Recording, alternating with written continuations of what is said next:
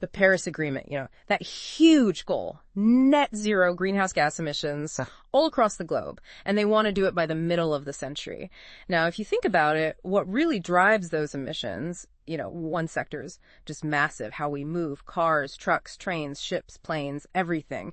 And it's a lot bigger than you might think. It really is. So did you know right now the transportation sector is responsible for almost a quarter of all the energy-related greenhouse gas emissions that we pump into the atmosphere? It's an incredible amount, and it's absolutely essential that we tackle this challenge if we want to reach those ambitious goals set out in the Paris Agreement. I mean, back in 2015, the global transport sector alone was using almost 20% of all the primary energy worldwide. Yeah. And it contributed a massive 23% of all those greenhouse gases that we keep talking about, the ones tied directly to our energy use. To achieve net zero, we can't just rely on, trying to suck those emissions out of the atmosphere later. For this particular sector, it's considered far too expensive. And honestly, there are other areas where those technologies might be more effective, like in agriculture, where it's even harder to cut emissions right at the source. So it sounds like we can't just rely on some magical future technology to vacuum up all the exhaust fumes. Right.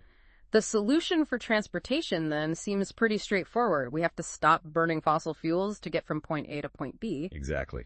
And that brings us to the heart of our deep dive today.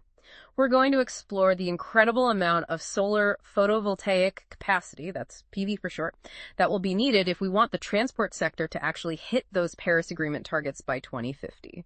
We're talking about a fundamental shift in how we power transportation, and it all hinges on solar PV. We've been looking at some really interesting research that was documented in the paper, Solar Photovoltaic Capacity Demand for a Sustainable Transport Sector to Fulfill the Paris Agreement by 2050. And I have to say, the scale of this transition and the central role that solar PV is expected to play is pretty mind-blowing. So for everyone listening today, our goal is to cut through any complex technical jargon and help you truly understand how solar PV can unlock a zero-emission future for transportation. We want you to walk away with those aha moments, those surprising facts that make this enormous energy transformation crystal clear. That's right. We've designed this analysis specifically for you so you can fully grasp what this transition entails. Now, we've already talked about the immense challenge, achieving zero emissions from transport by 2050. Where do we even begin to tackle something that touches so many parts of our lives, from our daily commute to global trade and everything in between? The core solution, as this research emphasizes, is electrification. But it's not just about plugging in your car or taking an electric train. Right. Electrification actually comes in two main forms, direct and indirect. When we talk about direct electrification, we're thinking about electric vehicles, trains, things powered straight from the grid. It's a critical piece of the puzzle, especially for how we get around on roads and railways. That's pretty intuitive. You plug in your car, the train draws power from overhead lines. Simple enough. But what about those massive cargo ships that crisscross the oceans, or passenger jets flying across continents? You can't exactly power a transatlantic flight with today's batteries, right? Exactly. And that's where indirect electrification comes in. Instead of directly powering those vehicles, we'll use electricity to produce synthetic fuels. Things like hydrogen, that's H2, synthetic natural gas, or CH4, and Fischer-Tropsch fuels, often called FT fuels. These synthetic fuels have the high energy density needed for long-distance travel, especially for ships and airplanes.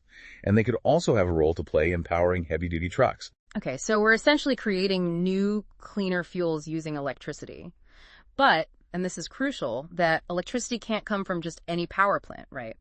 If we're serious about the Paris Agreement and true sustainability, that electricity needs to be clean. It has to come from renewable sources. Otherwise, we're just shifting the emissions from one place to another. You hit the nail on the head. That's a fundamentally important point. And the encouraging thing, as this research highlights, is that previous studies have shown we can get the entire power sector to run on 100% renewable energy by 2050. And it could even be cost-effective in the long run. That's really good news. It is. So we've arrived at the central question for our deep dive today. What specific role will solar PV play in this massive overhaul of the transport sector, and how much solar capacity are we actually going to need? To figure that out, the researchers took a comprehensive look at transportation demand across all the main modes of transport: road, rail, marine, and aviation. They then worked out how much final energy would be required if all transport switched to sustainable fuels by 2050. They considered those power-to-gas and power-to-liquids processes, the technologies that turn renewable electricity into hydrogen, and those FT fuels. They didn't just look at one part of the world either. Right, they looked at different regions, didn't they? Yes, they brought in findings from research on renewable transitions in the power sector across 145 different regions around the world. This gave them a really detailed and nuanced understanding of the global energy landscape, where demands are, where resources are, that kind of thing. So cut to the chase, what's the headline number here? What's the total global PV capacity we need by 2050, just for the transport sector? Okay, get ready for a big number. The study estimates that we'll need roughly 19.1 terawatts peak, that's TWP, of solar PV capacity by 2050. 19.1 terawatts. Wow, that's a lot of solar panels. For the average person, those kinds of numbers can be hard to grasp. Can you put that into perspective for us? Sure. 19.1 terawatts. That's about the same as the total installed power generation capacity we have in the world right now, from all sources, not just solar. 35% of this new solar capacity would be for directly powering electric vehicles and trains. Okay. Another 25% would be needed to produce hydrogen, 7% for synthetic natural gas, and then a big chunk, 33%, goes to making those Fischer-Tropsch fuels for ships and planes. So almost a third of this massive solar expansion isn't even for powering cars directly. It's for making the fuel that keeps planes in the sky and ships sailing around the world. So it's not just about charging your car at home. No. It's about creating an entirely new fuel economy for global transportation, all powered by solar. And the researchers are saying that the level of solar PV needed for this is comparable to what's needed to fully decarbonize the power sector itself. Yeah, and the study shows that the growth in PV demand for the transport sector might start a little later than for the power sector, but it'll be just as significant in the long run. It's a huge undertaking, for sure. Now, you mentioned transportation demand, all the travel and shipping that goes on. Are we assuming that the amount of travel and shipping will just stay the same between now and 2050? Not at all. Actually, the analysis projects a steady increase in demand for transport across all modes, both for passengers and freight, all the way to 2050. We're talking about a 200% increase from 2015 levels. So basically, double the demand. Double the demand? Wow. How do they even measure something like that on a global scale? Well, they use specific metrics. For passengers, it's passenger kilometers, or PEOF, or for short, which takes into account the number of passengers multiplied by how far they travel. And for freight, it's ton kilometers, or T kilometers, that's the weight of the goods, multiplied by the distance they're shipped. The researchers drew on a huge amount of data from organizations like the ICCT, the ICAO, the IMO, and the IEA, to name a few, to come up with this detailed projection of future transport needs. So more people, more stuff moving around the world. Exactly. Makes sense with a growing population and economy. Now, how does this increased demand translate into the different types of fuels we'll need for each mode of transport? It can't all be electricity and hydrogen, right? No, it's a bit more complex than that. The study looks at the main fuel types for each mode. Road transport, as we've said, will mainly use electricity and hydrogen, but there'll still be some liquid fuels used, particularly in the early stages of the transition. Rail will largely be electric, with maybe some liquid fuels for specific applications. Marine transport will have a more diverse mix: electricity for shorter distances, hydrogen, methane, and those renewable-based liquid fuels for the long hauls. Aviation, which is tricky to electrify directly for long distances, will likely use electricity for short hops, maybe hydrogen for medium-range flights in the future, but for long haul, it's still those liquid fuels, but made from renewable sources. Okay, so how do they determine the likely mix of fuels for something like road transport? Is it just an educated guess, or is there a method to this madness? They actually use some pretty sophisticated economic modeling. The shift in fuel shares, especially for road transport, hinges on the levelized cost of mobility for new vehicles, what they call LCOM. LCOM, okay. Think of LCOM as the total cost of owning and operating a vehicle over its entire life. The purchase price, the fuel costs, maintenance, everything.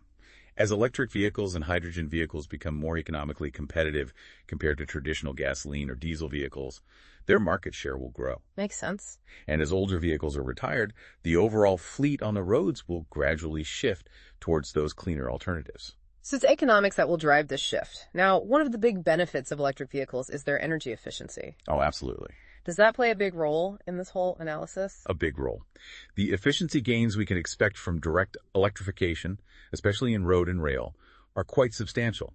For example, if you look at passenger cars and light-duty vehicles, the amount of energy needed per kilometer driven is projected to drop dramatically.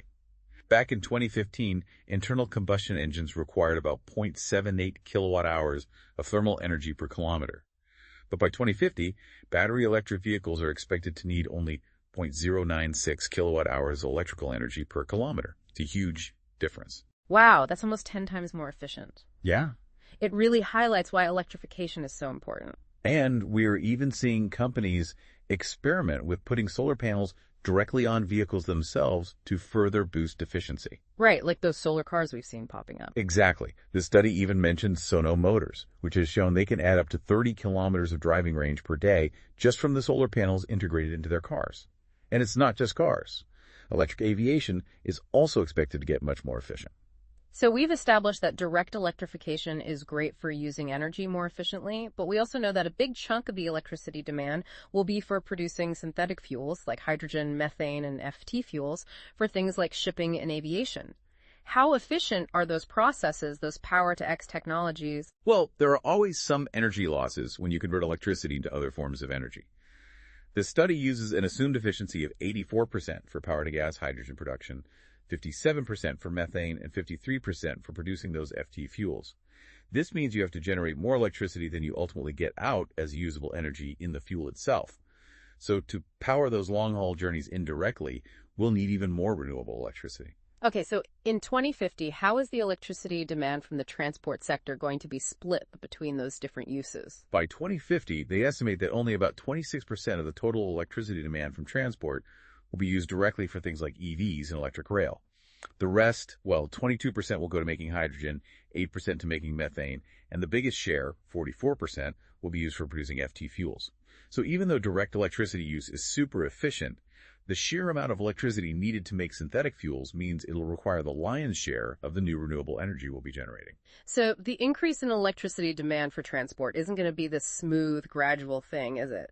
Are there going to be distinct phases of growth? Yeah, the study identifies three main phases. Okay. Between now and about 2030, the biggest driver of electricity demand growth will be direct electrification, mostly for road transport, as we see more electric cars, buses, and delivery vans hitting the streets.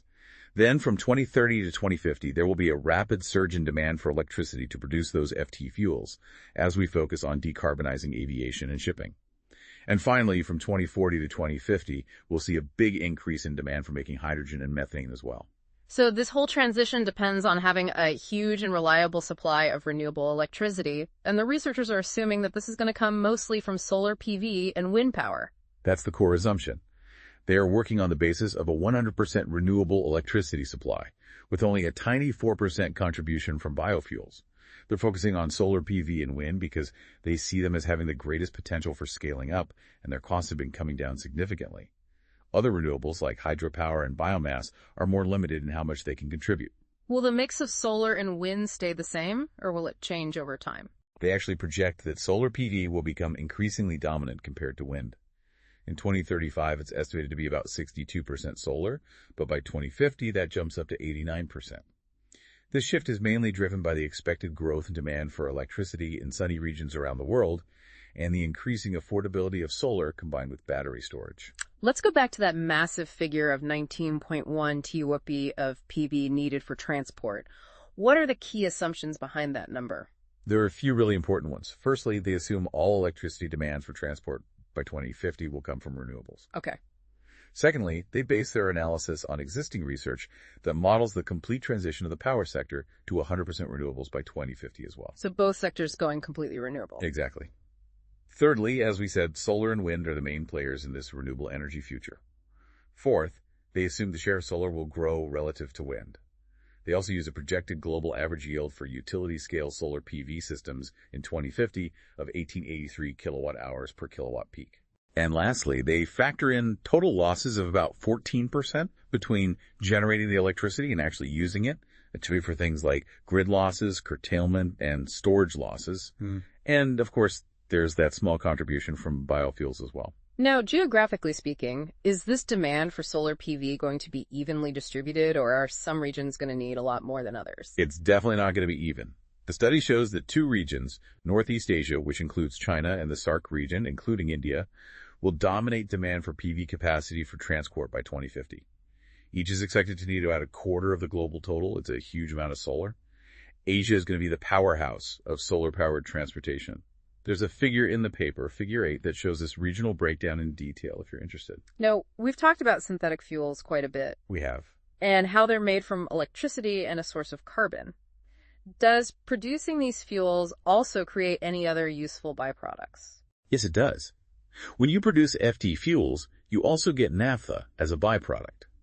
Naphtha is used as a feedstock in the chemical industry to make things like plastics. The study actually estimates that the naphtha produced from FT fuel production could meet around 14% of the entire chemical industry's needs for feedstock by 2050. Wow, that's a nice bonus. It is? Does accounting for this naphtha production change the overall PV demand calculations? Yes, it adds another 2.4 TWh of PV capacity to the total, on top of what's needed for just the transport fuels themselves. Now, we briefly mentioned the carbon needed to make these synthetic fuels sustainable. Where is all that carbon going to come from? That's a crucial question for the long-term viability of synthetic fuels. The CO2 used in their production can't come from sources that add to the carbon in the atmosphere. We can capture some CO2 from industrial facilities, like cement plants or waste-to-energy plants. These are called sustainable or unavoidable point sources. But the study estimates that these sources can only provide around 867 million tons of CO2 per year globally, which isn't going to be enough. It's not going to meet the huge demand for those synthetic fuels we'll need. Exactly. The study emphasizes that direct air capture, or DAC, will be essential. This technology pulls CO2 directly from the air. They estimate that we'll need about 3.3 billion tons of CO2 per year for making synthetic natural gas and FT fuels, and a lot of that will have to come from DAC. This all sounds incredibly ambitious, and it probably comes with a hefty price tag. Does the study discuss the economics of these synthetic fuels? Are they going to be affordable? The study touches on this, but not in great detail.